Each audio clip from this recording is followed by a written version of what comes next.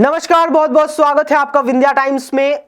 आज किसान महापंचायत में शामिल होने के लिए राष्ट्रीय किसान नेता राकेश टिकैत रीवा पहुंचे, जहां उन्होंने कलेक्ट्रेट कार्यालय के सामने धरना पर बैठे सुअर पशुपालकों की समस्या को सुना, उनसे बातचीत की और ज्ञापन भी लिया। इसके बाद किसान महापंचायत सभा के लिए रवाना हो गए। बता दें कि उन्होंने किसानों को लेकर और उनकी समस्याओं को लेकर बात कही। आइए सुनते हैं कि इस पर उन्होंने क्या कहा। धरने पर बैठे इनके गरीबों की मांग कोई नहीं हो रही। आप भी एक देशव्यापी आंदोलन किए थे। देखो, इसकी जानकारी पहले भी थी और यहाँ के लोग मिले थे, उन्होंने ये बताया था और ये संयुक्त मोर्चे में इसकी जानकारी है। सरकारों को इसमें चिट्ठी लिखेंगे भी, सरकारों को पहले भी कहा, और यहाँ से हर रोज़ रिपोर्ट जाती है अधिकारियों के पास में। इनका मुआवजा मिलना चाहिए। अगर कोई बीमारी आई है और उसका जो इनके जानवर थे वो सरकार न मारे तो उनको मुआवजा दे दो। किसानों को जो ये मजदूर है मिलना चाहिए इनको कोई खेती बाड़ी वो तो है नहीं, इनका यही काम था। और ये पॉलिसी देश में है भी। जब इस पर लोन ये देते हैं और फार्म इसके खुलते हैं तो उसकी पॉलिसी है, तो अगर उसमें कोई बीमारी आई है तो इसका हर्जाना सरकार को देना चाहिए। देश भर के किसानों की आप लड़ाई लड़ रहे थे, अभी भी उस पर कानूनी जामा नहीं पहनाया गया है मामले में। तो क्या ये तो देखो, जैसे देश आज़ादी की लड़ाई लड़ा देश ने, 90 वर्ष वो लड़ाई चली, ऐसे ही ये आंदोलन भी लंबे चलेंगे। अब संयुक्त मोर्चा बन गया। अब जहाँ पे कोई भी दिक्कत है तो संयुक्त मोर्चे के बैनर पे उस आवाज़ को हम उठा सकते हैं। पहले ये आवाज़ बहुत दबाई जाती थी, आज हम सब लोग इकट्ठा है। वो चाहे मजदूर हैं, वो भूमिहीन किसान हैं, वो आदिवासी हैं, हम सब की समस्या उठाते हैं।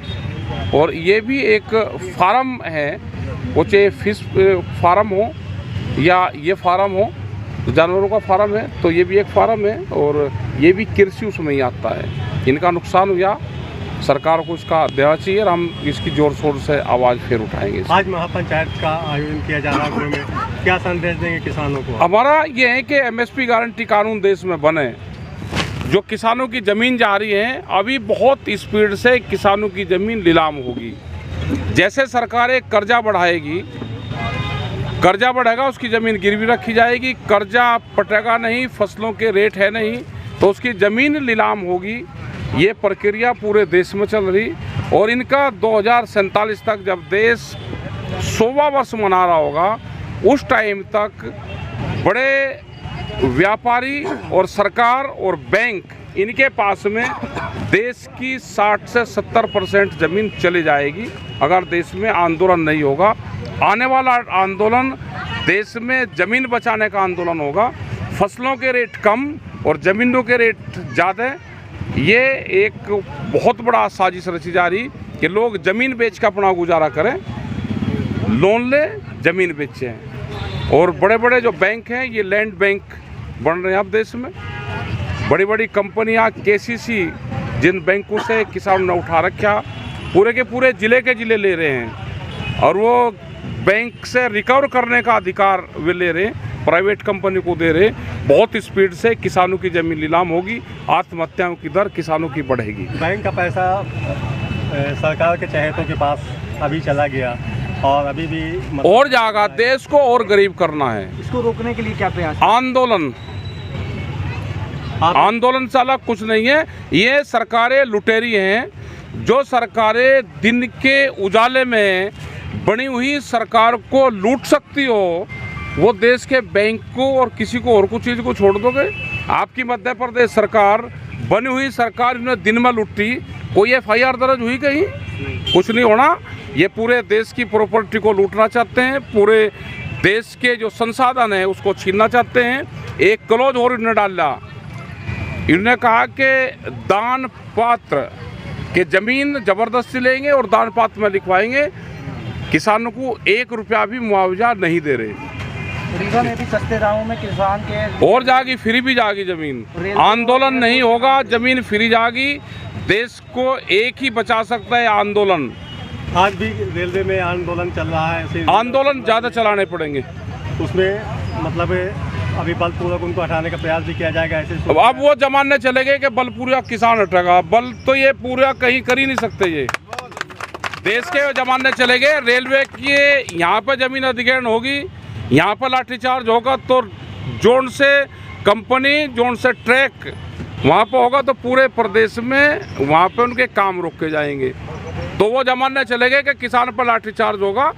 एक पीढ़ी को कुर्बानी देनी पड़ेगी।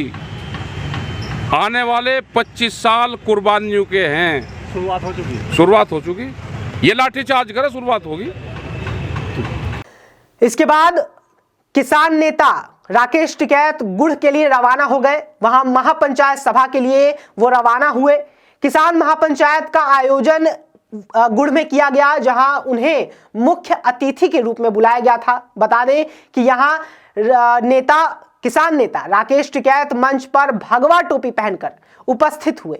टोपी बीजेपी, तो सवाल उठाने लगे लोग कि आखिर उन्होंने भगवा टोपी क्यों पहनी है। आपको बता दें कि इसका जवाब देते हुए उन्होंने ये कहा कि भगवा टोपी बीजेपी की नहीं, बीजेपी के लिए तो काली टोपी है। वहीं बागेश्वर धाम के सवाल पर राकेश टिकैत ने कहा कि बागेश्वर वाले बाबा को सीबीआई का चीफ बनाने की जरूरत है। आगे उन्होंने ये कहा कि सरकार किसानों पर लाठियां बरसाती है और उनके साथ दुर्व्यवहार करती है। आइए सुनते हैं उन्होंने और क्या कहा। करवाने की बात करें, धारण किया हुआ है भगवा ये उनका है, उनकी काली टोपी है। भाई वे मने करे ना कि काली टोपी हमारी नहीं है। अभी तक आप भगवा ना भगवा तो भगवा हमारा है। भगवा किसका? भगवा है समाज का। स्वामी दयानंद भी बीजेपी का मेंबर था क्या? उनकी काली टोपी है, वे इसके चक्कर में ना, भगवा उनका ही नहीं। उनकी काली टोपी है, काली टोपी ओढ़ अपनी में दिखावा के लिए भगवा। हाँ, दिखावा के लिए करें, वे बहकाने का काम करे। भगवा तो समाज का है ये। बागेश्वर धाम के बारे में आपने सुना होगा। हाँ पीठाधीश्वर हैं वो। हाँ है, उनको तो उसकी वो सीबीआई का चीफ बना दो उनको। इनकी जरूरत ही नहीं रहने की तनख्वाह उनकी। उनके भाई का एक वीडियो वायरल हुआ था कट्टा लहराते हुए एक शादी। अरे उनका कुछ नहीं बिगड़ देगा। ये 2023 में ये काम चलेंगे।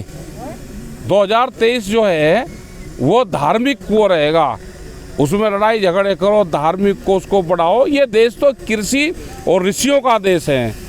इसमें कृषि के साथ में छेड़खानी होगी तो आंदोलन होंगे, और धार्मिक उसमें होगा तो आंदोलन होंगे। हिंदू राष्ट्र के पक्ष में है जी? आप हिंदू राष्ट्र के पक्ष? आप बता दो, आप होगा। हाल ही में ये कैमरा जो है ना, कैमरा और कलम पे बंदूक का पहरा है। जो नागपुर के क्वेश्चन आ रहे हैं 2024 के बाद में, इनकी पॉलिसी है कि कलम के हाथ में कमल देना, और जब कलम कमल को थाम लेगी तो देश में क्रांति नहीं आने की। कमल तो भाई मखमली गद्दू पर चलने वाले हुए हैं, और कलम जिसके हाथ में रहेगी उसका पथ जो है वो कटीला होगा। हाल ही में आप यूपी का बजट पेश हुआ और आपने इस पर सवाल खड़े किए, किस प्रकार उसमें किसानों के लिए कुछ नहीं है। 5 साल के लिए बिजली फ्री देने की बात करी थी, 1 साल के लिए फ्री दी।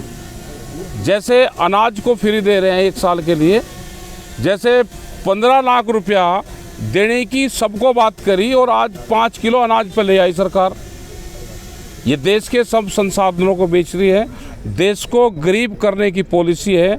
देश की जनता आपस में लड़े, वो चाहे धर्मवाद पर लड़े, जातिवाद पर लड़े, भाषावाद पर लड़े, ये झगड़े आपस में बढ़ेंगे। आपके साथ देश के किसान हैं, इतनी बड़ी ताकत आपके पास है। 2024 में ना हम दूर रहेंगे, इससे बीमारी से दूर रहेंगे हम। किसानों के लिए सबसे बड़ी समस्या जो है तो आवारा मवेशी है। आवारा मवेशी है, बड़ी समस्या है। इसको लेकर आपके द्वारा ये समाधान नहीं कर रहे ना, जो बीजेपी सरकार है इसका समाधान नहीं करे, क्योंकि ये फसल नष्ट होगी तो इनके व्यापारी जब भी तो बाहर से अनाज मंगवाएंगे। इनको देश की जनता से, आम लोगों से कोई लगाव नहीं है। ये